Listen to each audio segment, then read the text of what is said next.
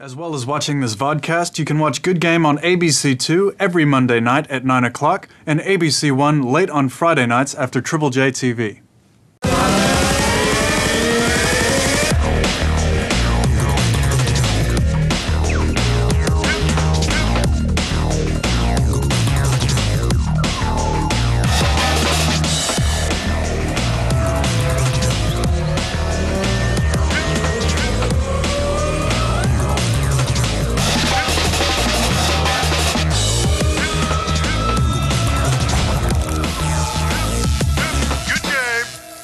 Hello and welcome to Good Game, the show for gamers by gamers. I am Barjo. I am Junglist. Well, he may be one of the most successful filmmakers of all time, but can Steven Spielberg make the transition to games? Development, that is. His family-friendly Boom Blocks gets chickened.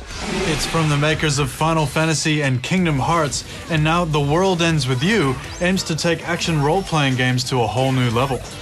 We'll be meeting some of Australia's top e-sportsmen. They've got the skills to take on the world, but they're largely ignored here at home. We look at the state of Australian e-sports. And we chart the history of one of the most useless gaming peripherals ever invented, the Nintendo Power Glove. But first, can you guess the game for this week?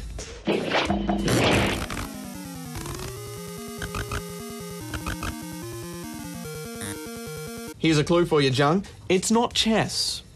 News time! Go, go, go, go, go! It's that way. Good game!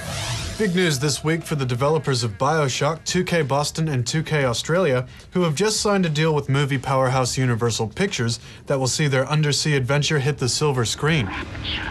The film's production is reported to be led by Pirates of the Caribbean director Gore Verbinski, who has revealed that BioShock's Art Deco architecture and the unique character designs of the game's Big Daddies was what attracted him to the project. Meanwhile, John Logan, the screenwriter of Gladiator, The Aviator, and the recent Sweeney Todd, is in negotiations to pen the film's script. All other details of the film's production are still under wraps, and as yet there's no release date. The popular myth that violent video games encourage violent behavior in children has been challenged by two Harvard University psychologists.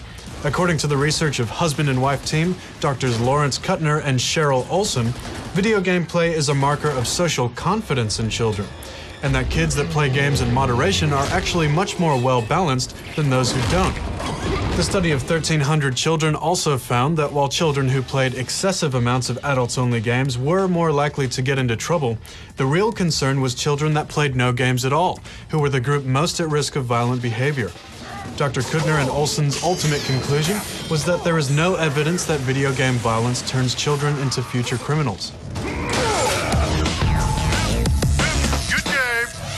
And now, from a company that's built their success on a proven formula, comes one of the most original games we've seen in a while. Brimming with substance, bursting with style, and sporting an original combat system, Square Enix's new romp, The World Ends With You, has it all. You wake up on the streets of Tokyo's trendiest suburb, Shibuya. A message on your phone says you've got 60 minutes to make it to the 10-4 building or face erasure. Your name is Neku, and you've just started day one of the Reaper's Game, a week-long ordeal in which you'll fight the very negativity outside and inside yourself. To say Neku has problems socializing is an understatement. In fact, he's bordering on emo. I don't get people. Never have, never will. But the Reaper's games can't be played by yourself, so out of necessity, a pact is formed with optimistic fashion designer Shiki. Together, you'll be wielding such powerful abilities as force fields, pyrokinesis, death beams, and teddy bears. These powers will come from different pins you can collect throughout the game, in addition to your main player pin that lets you sense nearby enemies. We've come a long way from Final Fantasy, and you can see the invisible paths of enemies now. Instead of changing into your fire resistance armor for a volcano level, you'll pay attention to Shibuya's latest fashion trends and dress accordingly. Gear can have a wide variety of abilities, such as a sweater that stops Shiki nagging so much, shoes which make you impervious to knockdown, and glasses that let you see how long the fight has gone on for. But mainly wearing the right styles will give you an attack bonus. Your pins will level up along with you and eventually evolve into new pins. As a reward for taking a break, your pins can level up while your DS is off, and they'll gain extra experience for how many Wi-Fi devices your DS comes into contact with. This is in addition to the multiplayer features where you can play mini-games and trade pins Pokemon style with your friends. In combat, different pins require different actions from the stylus. You can telekinesis obstacles by slashing them towards your enemy, a lightning shield can be gained by drawing a circle, or simply tapping an enemy can bring down lightning on them. Seems simple enough, but that's just the bottom screen. Combat is designed to force you to coordinate both screens at once. For starters, both characters share the same health bar, and while Neku is controlled with the stylus on the bottom screen, Shiki is controlled on top with either the directional buttons or the A, B, X, Y buttons, making it perfect for right or left-handers. By alternating your attack from the top and the bottom screen, you gain attack power. And there's a certain combo that changes every time, and if you pull it down from the top screen, your characters do a super attack. This really tests your peripheral vision and multitasking abilities. The battles are also in real time, but you still have to think long and hard about how to approach some of the more difficult fights. Combat is a big part of the game, but they've paced it well and broken it up with story, and there's plenty of opportunity to go clothes shopping before your next fight. It kind of felt like at certain points in the game it told you exactly what you needed to know, you know what I mean? Yeah, it sort of walked the line really well between not leaving you in the dark, but keeping it really challenging. Yeah, and that tells me they spent a lot of time properly playtesting and polishing the game. Few games achieve perfection in the basics of game design like this one does. Not only is the difficulty curve perfect, but it's also flexible. At any time, you can stop commanding the top screen and the AI will take over. You can also change the difficulty mid-game, which means it adds a gambling element, which gives you more chance to get pins. You can also lower your level and chain together fights, and all of this affects the reward and how much you win. The developers have stated that a top priority on the project was getting rid of conventional game presentation, and they've succeeded here with exaggerated perspectives and a blend of manga and graffiti art. It's extremely stylish, but it's not just easy on the eyes, it's easy on the ears as well. Yeah, the music's original and it actually sounds like proper music. They've even managed to get a bit of bass in there. We recommend headphones for the full effect. As focused as they were on breaking conventions, one or two did leak through. Square Enix has never been warm towards choice in their storylines. And while sometimes there is a semblance of choice, there's only really ever one way to go, one thing to do, and one way to do it. This would be totally cool because the story is strong enough to carry it. But a puzzle isn't really a puzzle if there's only one obvious thing to do, am I right? For sure, Jung, and even though the translation is spot on, some may find the text a bit repetitive, especially when you die. But like you said, it doesn't really break the mood at all, and when the story's so good, you don't care. I actually think we've found a game that women will excel at. I mean, peripheral vision, multitasking, they've actually got me caring about what kind of clothes I'm wearing. Before you go out and get new wardrobe, Jung, you should probably wash the ones you have on now. Yeah, final thoughts? Well, a game like this is going to take a bit of persistence to get through the harder fights, and that's kind of expected with a new combat system. But the good news is, it's a totally new experience all around, and it's well worth it. I'm giving it 9 out of 10 rubber chickens. The World Ends With You is more than just easy on the eyes and ears. Through clever storytelling, it delivers some complex ideas in a non-threatening and understandable way to all ages. It makes a statement about our attitudes towards life, and in a nutshell, Badge, it makes you feel good. I'm giving it 9 out of 10 as well. Good game.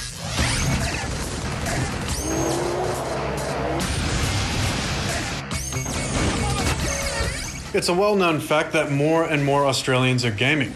And just like any other sport, there are those who play for fun and relaxation, and then there are the serious players, the ones who put in many hours a day to practice. And for the exceptional few with the skills and determination, there's the opportunity to turn professional and get paid to play. Sydney Underground is a team of gamers who have just returned triumphant from China, having secured themselves a spot in the Championship Gaming Series. Oh, there's nothing like it, eh? I mean, you're on stage, there's a crowd screaming and cheering, and there's pretty girls in the background and that. You got cameramen everywhere. There's one right in front of you. But it's a great experience, and there's nothing like it. It's intense. It really is intense. Arguably, don't have the best players in Australia, but as a team, they're by far the best players in Australia together. When you put them on stage in front of a camera, they light up. Top Gun, Ben, and the rest of the team from Sydney Underground will now be enjoying a healthy salary playing video games professionally. The only problem? They'll have to leave Australia to do it. So what are the major differences between esport here and the rest of the world? Tony Truebridge manages one of Australia's few semi-professional gaming teams, Immunity. Sometimes I wish that, I was living in the UK and that's where I started Team Immunity, or in the US, because it would be far easier to obtain sponsorship support, a larger pool of players to call upon. Obviously, in terms of marketing budgets, they also, with the large corporations, they do it based on population as well. and Australia just unfortunately doesn't have the population. Australia's so isolated, it's hard to find world-class practice and get to the level they need to be to compete. They're starting to see competitions arise now. There's been a few in the past where actually prices are to fly together and play the big tournaments. Obviously, the internet standards is not up to that of Europe or other parts of Asia where they have fibres at the doors. Do you feel like a superstar from doing this whole thing? In Australia, not really. In Australia, you know, you wear the jersey, you know, you feel like you might get picked on or laughed at, you know, behind your back anyway. But in Asia, definitely, you know, I mean, they absolutely love it there. They go insane and, you know, it's great there. Just literally lines of people just asking for photos and autographs and things like that. So maybe because they haven't seen anybody that looks like me before, but we'll just say it's because of the games. Charlie Brown has been involved in gaming for many years. His company has purchased the rights to the Australian leg of the World Cyber Games, the largest global esports event. In terms of esports, I think what we've seen mainly is it come from a sort of an amateurish organised event or community to more of a professionally run community. And I think moving ahead, for esports to grow in Australia, we have to look at what we've done in the past, but at the same time we have to move forward so that esports can become almost like a business. If we build the community locally, if we build it up and we create something that the local players can be proud of, the best people may not play here, but I think they'll always come back and support it. So what about our local esports scene? 5 minutes for the blue team to get up here to this big capture point. Spear Dave is a shoutcaster, a kind of commentator for GameStop, a voluntary organisation that broadcasts commentary of most of Australia's top matches over the internet. How long would a typical competitive gamer play every day? Depends on the person and the individual, whether you are actually playing professionally or if you're just playing competitively. If you've got a day job, then you're restricted by the hours outside of it. On a good day, I'll spend 6 to 8 hours after I get home from work between shoutcasting and playing my own matches. Do you have any sense of whether the numbers of gamers are increasing or decreasing? The number of gamers is definitely on the increase, and the tournaments are getting bigger and better and more money being offered. So there's more incentive to play, more games coming out, more people playing games. For an aspiring esportsman out there, what should they do if they want to play at this level? The first thing, obviously, is to work up to a skill level where you can compete, and Counter-Strike-wise, or the team games, Forza and stuff. Just the guys will help you out. If you get to jump online, the better players in Australia are fairly open to helping the up-and-coming players. So, and get out to the events, become known, come to the scouting events, talk to me, introduce yourself. I'm always happy to meet new people. We've seen that a number of new, fresh people coming in at 16, 17 years old, they're not only hungry, but they're also pretty good at what they do. And the guys, I'm not saying older guys, but you know, the 25 plus people are becoming more fostering of getting this young talent on board. At the end of the day, if we've got no one new coming on board and getting involved, the whole esport thing's going to die. One such player is Death Dog. He's 18, but back when he was 14, he was handing me a whole lot of pain online. He now plays for one of our top teams, Sequential. I went through a lot of teams. A few of them were top tier, but mostly mid tier. Myself and Luke Havoc Payton, we were both left out of the CGS because I had my HSC and Luke was under the age limit. So Sequential saw 2 lone players and picked them both up. For people who want to make an entry into the top tier teams, it's very hard for them to do it. There's absolutely no chance I could live off what I win through games, but it's just a hobby. I think my uni is more important to me in my life, but gaming takes up more time than uni does at the moment. When I finish uni, I'll probably look at the CGS. It's a once-in-a-lifetime opportunity, but if it doesn't happen, I don't mind. I'll probably go and seek out full-time work. So what are the big issues facing Aussie esport today? Obviously, the media focus in Australia is not on esports. Corporate Australia is a bit lacklustre to support, obviously, a growing sport. I think a lot of it is raising awareness. Actually, people beginning to realise that Australia is capable of matching with the best players in the world. It's definitely picking up, and we're hoping one day, maybe in the next 2 to 5 years, that we'll start getting a bit closer to our bigger brothers. I'd love to see everyone walking around with Australian flags draped around their shoulders on their way off to play Halo 3 or whatever game it is at the time. Ever thought of going pro, Joe? Nah, not really. I mean, I like to play competitively, but the guys at that level, their skill is insane, you know? It's true, you have to be the best of the best, and I could never afford to take the time off to get to that level. Plus, the pro trog scene is so commercial.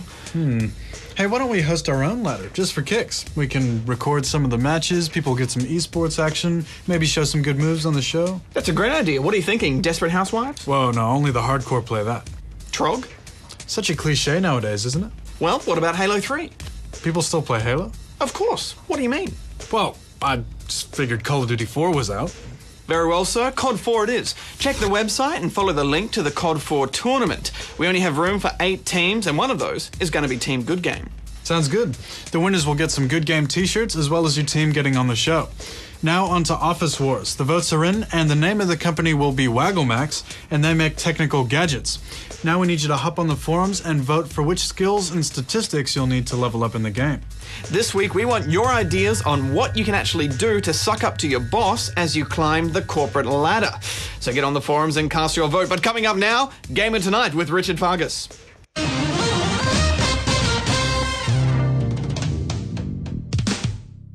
Video games aren't just for boys. It is now estimated that over 40% of gamers are female, be it casual, hardcore, or pro. I'm now joined by Amber Jamin. She's a high-ranking competitive gamer. Amber, welcome to Gamer Tonight. It's a pleasure to be here. So, what's it like being a girl gamer? It's great! Though I wish guys wouldn't underestimate us all the time. Hey, just so you know, I don't hold back. Not even for girls. Okay? Show me your moves. La la la la la la. Falco! Punch! This game's winner is Captain Falcon. Ugh, why do they play as Peach?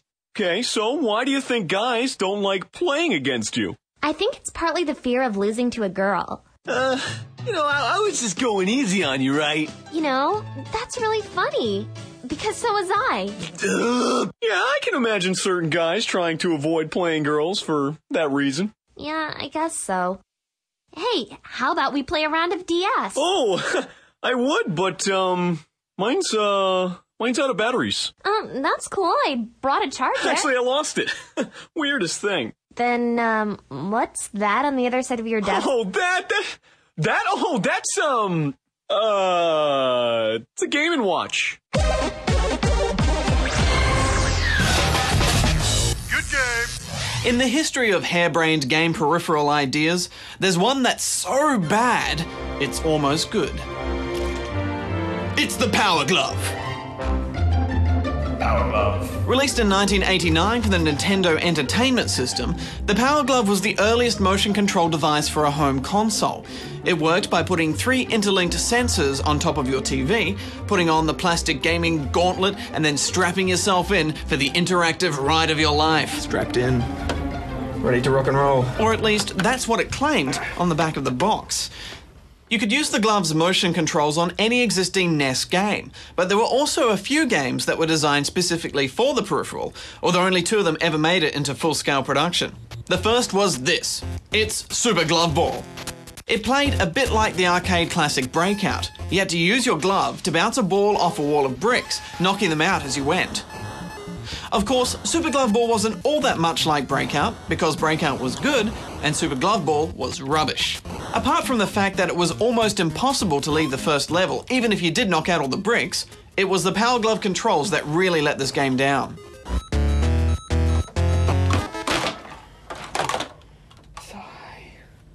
Trying to control with the Power Glove was imprecise to say the least. Just navigating your hand around the screen was a big achievement, and you'd often find yourself making mistakes purely because of the control system. Unfortunately, it was the same story for pretty much every game you tried to play with. Super Mario Bros. Was rendered unplayable, Metroid didn't work properly, and Zelda? Forget it. The second and only other specifically designed Power Glove game is one we've had on the show before, Bad Street Brawler. It put you in the yellow jumpsuit of Duke Davis, the world's coolest punk rock martial artist and self-confessed Bad Street Brawler. As Duke, you had to slap, kick and ear twist an army of circus midgets and wayward punk rockers for seemingly no reason at all. It may have been one of the first games in the side-scrolling beat-em-up genre, but there's no denying that Bad Street Brawler was awful. The combat, enemies and level design were unbearably repetitive. And not only that, but the game was almost impossible to control with the Power Glove. One of the biggest shames about Bad Street Brawler, though, is that it was made right here in Australia by local developer Beam Software. Unsurprisingly, with the Power Glove's 2 flagship titles hitting rock bottom, and with the usefulness of the device itself in doubt, the Power Glove immediately fell on hard times. Okay. Questions, we can help. Many problems can be resolved by discussing them with our trained personnel. I've got a number here that I can call. Yeah, hi, I'm having problems with my Power Glove. It's buzzing and nothing's happening and it's just not working in general. Yeah, I think it's cooking my hand. The glove also smells. You know, I followed the manual and I squeezed my fist and I pushed all the buttons. Who is this? Sorry about that. Once the world had realised that the peripheral was an unsalvageable turkey, all the remaining Power Glove titles in development were promptly canned. Of course, that didn't stop the Power Glove from achieving a kind of cult notoriety, mostly thanks to this. In the same year that the Power Glove was released, Universal Pictures produced a 100-minute Nintendo commercial disguised as a movie, and that movie was called The Wizard. So, you the wizard? For your information, butthead, he's headed for the video championships in Los Angeles. Starring child actor Fred Savage in what was probably his most memorable film role, as well as a young Christian Slater, The Wizard told the story of a video game master who could beat any game, even if he'd never seen it before. Kind of like me then. While The Wizard was mostly panned by the film critics of the day for its rampant product placement and its implausible story, it was actually a pretty fun kids movie, especially if you were a video game obsessed child of the 80s. And with one-liners like this, I love the Power Glove. It's so bad. The Wizard didn't just write itself into cheesy movie history, but it also left a Power Glove-shaped impression on the suggestible minds of its young audience, something that sustains the device's popularity to this very day. The Power Glove also has a pretty impressive legacy. The motion-sensitive controls that it pioneered are being used today in both Nintendo's Wii and the PlayStation 3's 6-axis controllers. Then again, both the Wii and the 6-axis actually work properly, so perhaps the Power Glove wasn't really that influential after all.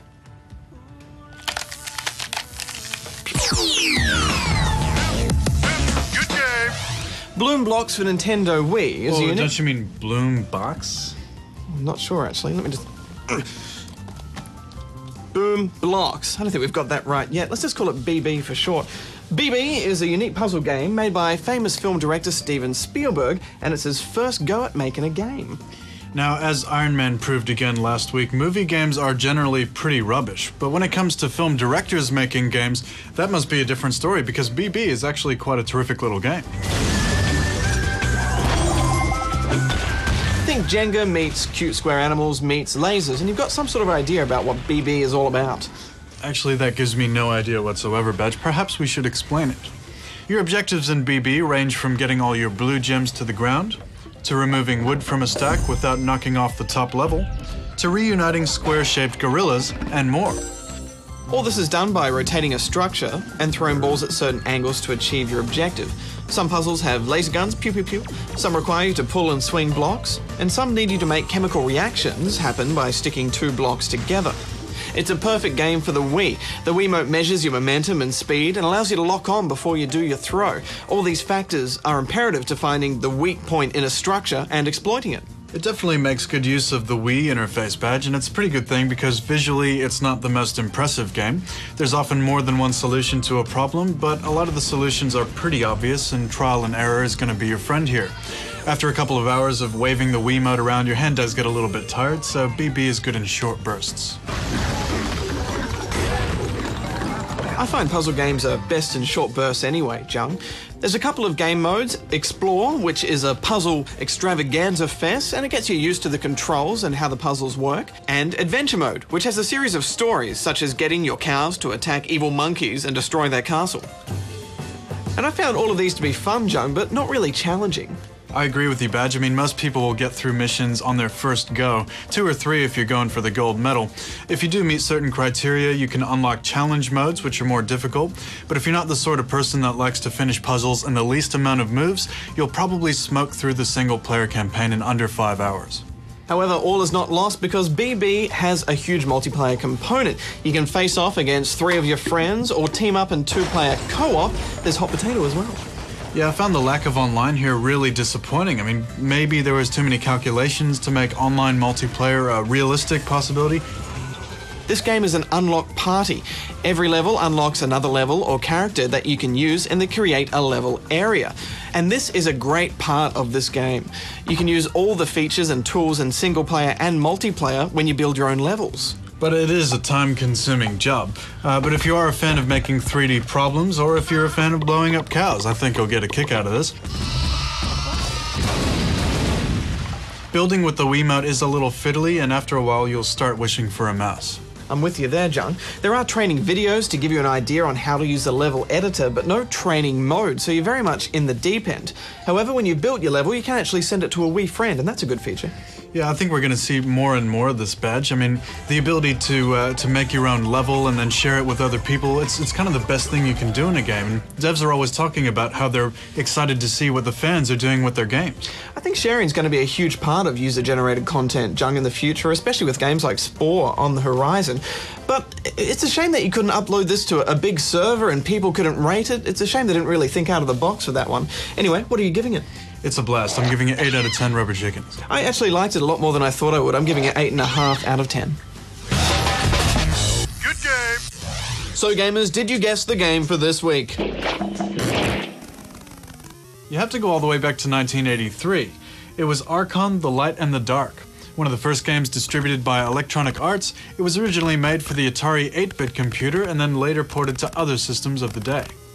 Archon did look a lot like chess, but before an opposition's piece could be removed from the board, you had to battle mano a mano in a full-screen arcade mode. This meant that taking a square was uncertain, and it was even possible for both pieces to be eliminated in a double kill.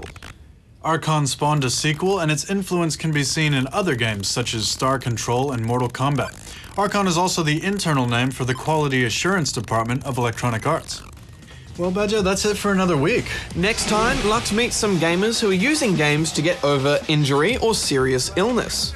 Game piracy is blamed for spiraling costs and even the failure of some games. We assess the damage it's having on the games industry and what's being done to tackle the problem. It's our last show for a while, so make sure you tune in. And don't forget to contribute your ideas to Office Wars, the Good Game game. Till next time, Junglist out. Bajo out.